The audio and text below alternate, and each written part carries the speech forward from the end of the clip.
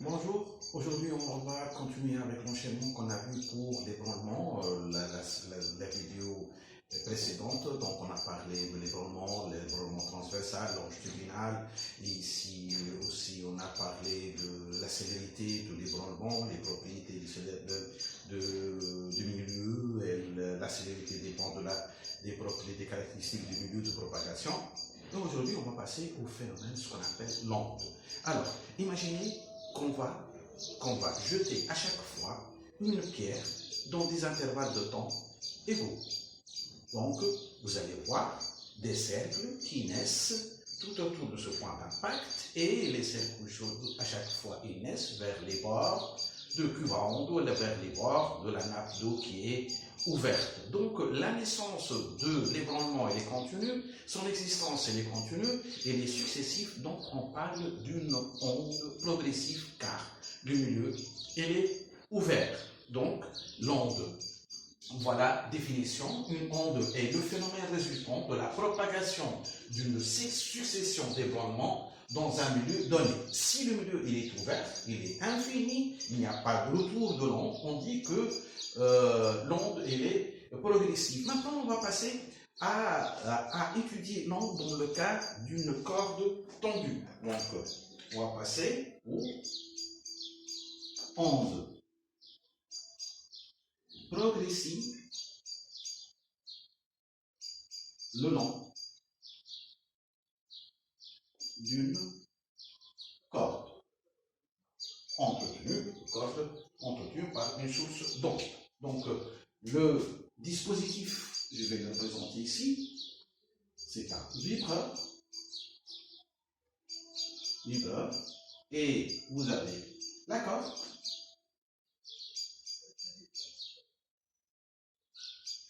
Ici, un point fixe, mais vous avez ici du coton pour éviter la réflexion. Pour éviter la réflexion, donc on parle d'une onde progressive.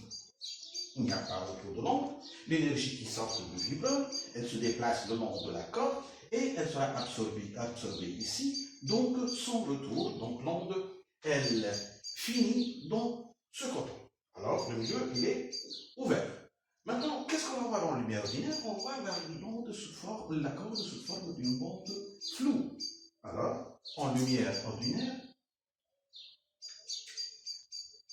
en lumière ordinaire, on observe la corde sous forme, on observe la corde sous forme d'une bandelette floue. Voilà, qu'est-ce que ça va donner? Voilà pour la lumière ordinaire, et on va voir la corde dans deux cas, deux expériences qui sont très intéressantes pour la suite de l'étude théorique. On va commencer par le premier dispositif, c'est l'étude qui concerne l'étude mouvement, étude de mouvement d'un point. Bien sûr, d'un point de la corde. Pour cela, on va prendre notre vibreur, notre silicone, le coton comme d'habitude, mais on va faire ici un diaphragme. C'est pour observer juste le mouvement de ce point. Pour cela, on doit représenter une source ici, source lumineuse, source lumineuse, et on va prendre ici un miroir tournant.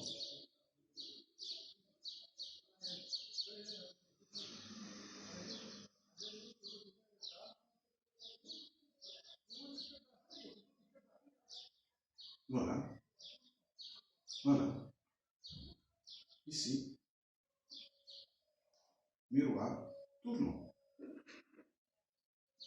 Alors, ce rayon lumineux issu de la fente, il va frapper une face de la lumière qui va tourner et on va voir notre image sur l'écran. Voilà. C'est notre écran. Alors, ce rayon lumineux va tomber sur le miroir tournant, ensuite qui va être réfléchi sur l'écran. On va suivre le mouvement d'un point. En réalité, le point va faire un va-et-vient de part et d'autre de la position initiale et y est égal à 0. Donc pratiquement, c'est un mouvement sinusoïdal. Puisque c'est un mouvement sinusoïdal, on va observer une sinusoïde. Voilà, c'est une sinusoïde de temps. Ça, c'est l'axe de temps. L'amplitude sont les mêmes. L'axe ici n'apparaît pas sur notre écran que si le vibreur ne fonctionne plus, donc le point va être constant. Et on va voir l'axe de temps. Mais ce qu'on obtient, je vais le représenter. Pardon. Ça, c'est Y. Ici, c'est très intéressant. C'est T. Et on va voir une courbe comme celle-là qui ressemble à celle-là vis-à-vis notre étude. Si vous constatez ici, c'est une courbe sinusoïdale. C'est une courbe qui est périodique. Donc, elle possède une période T. Une période T en secondes. Voilà.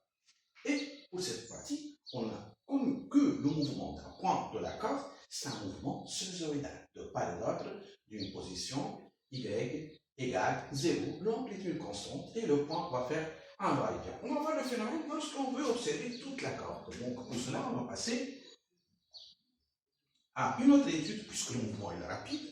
On ne peut pas déterminer le mouvement d'un seul point ou de la corde, puisqu'on observe une bandelette floue lorsqu'on le met en lumière. On va utiliser ce qu'on appelle la lumière stroboscopique. La lumière stroboscopique, c'est une qui est émise par un stroboscope. Le stroboscope, c'est un appareil qui émet des éclairs brefs et périodiques.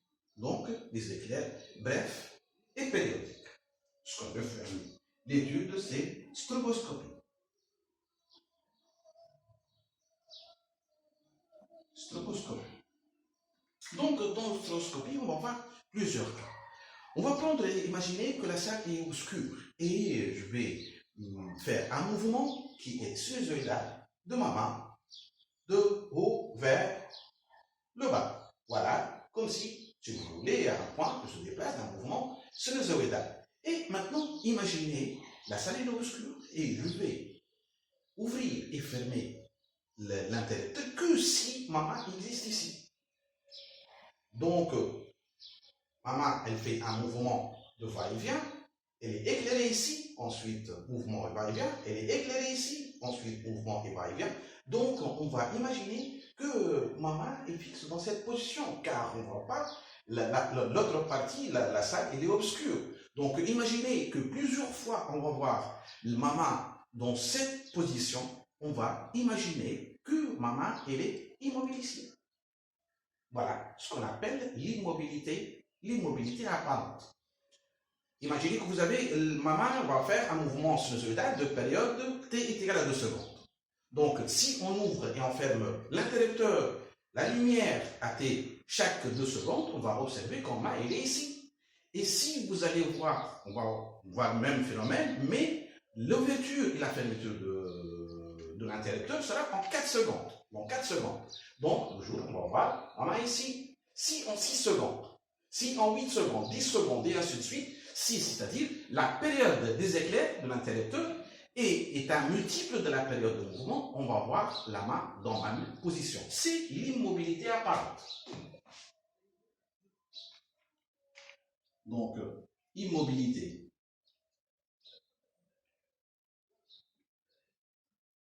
Immobilité apparente. Donc, on a dit que TE, c'est égal à K fois T avec K appartenant à N étoile. TE est égal à K fois T et K appartenant à N étoiles. Bien sûr, lorsqu'on a fait cette expérience, c'est pour des mouvements qui sont longs. Imaginez que le mouvement il est trop rapide. Imaginez que mon cerveau il est matraqué par, par une seule position. On ne va pas imaginer l'existence entre les deux positions. Donc, puisque mon cerveau est matraqué plus que 24 images par seconde, on va voir comme si ma main elle est fixe. Alors, c'est pour, bien sûr pour le mouvement rapide. Donc, on peut passer maintenant pour étudier les fréquences. Donc, 1 sur NE, c'est égal à K sur N. Ce qui donne NE est égal à N sur K. Ici, bien sûr, K toujours appartenant à N. Ici, je veux lier entre TE et T. Donc, pour K est égal à 1, c'est la plus petite période des éclairs qui donne l'immobilité apparente qui correspond au mouvement. Donc, je trouve pour 2, 4, 6, 8, mais la réalité, c'est 2, puisque inférieur à 2, on ne peut pas voir l'immobilité apparente.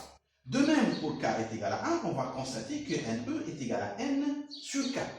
À ce moment, on va imaginer, on va déduire plutôt que la plus grande fréquence qui donne l'immobilité apparente est la fréquence de mouvement. Donc, on peut discuter suivant TE et suivant NE.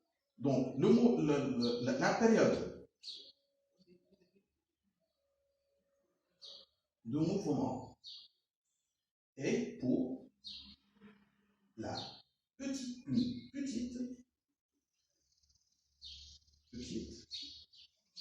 période des éclairs. Voilà. Donc, la plus grande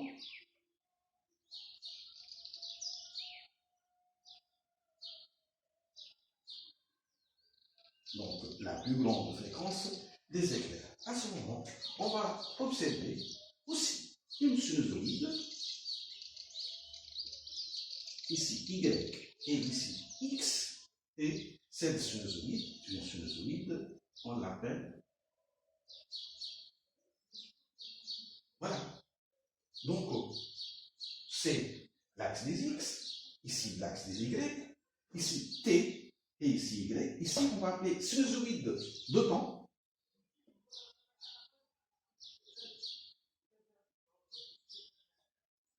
Et c'est la sinusoïde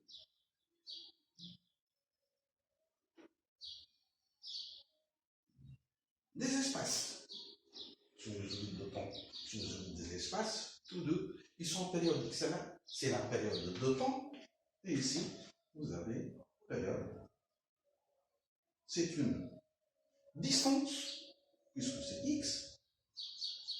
On va l'appeler lambda, la longueur d'onde lambda. Donc, déjà, ici, vous voyez qu'on a entamé deux périodes, période t et période lambda, car l'onde a une double périodicité. On va revenir sur ce cas, mais maintenant, on va continuer avec ce qu'on appelle le phénomène, ce qu'on appelle la... Donc, on va revenir à notre exemple. Maman fait des mouvements de haut en bas, de bas en haut. Donc, et on va, bien sûr, la période, on a dit que c'est 2 secondes. On va ouvrir et fermer l'interrupteur à 2,1 secondes, chaque 2,1 secondes. Donc, si on ouvre l'interrupteur ici, on va voir maman ici. La deuxième, on va voir maman ici. La troisième, on va voir maman ici. La quatrième, on va voir maman ici. Donc, on va voir un mouvement qui est ralenti. Entre les deux, il y a un mouvement, hein, mais c'est un mouvement ralenti. Et si, par exemple, 1,9 secondes, TE légèrement inférieur à T. Donc, on va voir maman ici, ensuite ici, ensuite 1,9 secondes ici, ensuite 1,9 secondes ici, c'est-à-dire, maman, elle n'arrive pas à refaire le même mouvement. C'est juste inférieur, pour cela qu'on va parler de mouvement ralenti.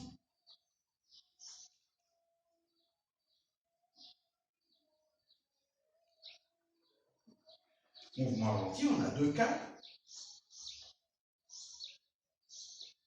Si TE légèrement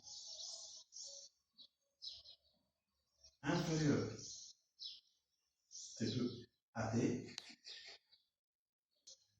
donc NE légèrement supérieur à N, légèrement supérieur à N, cas de mouvement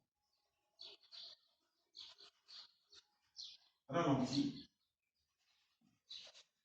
donc au sens inverse. Bien sûr, inverse de mouvement réel. Maintenant,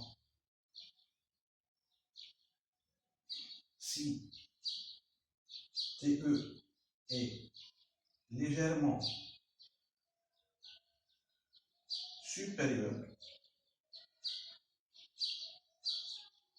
à T, donc NE légèrement inférieur à N, c'est mouvement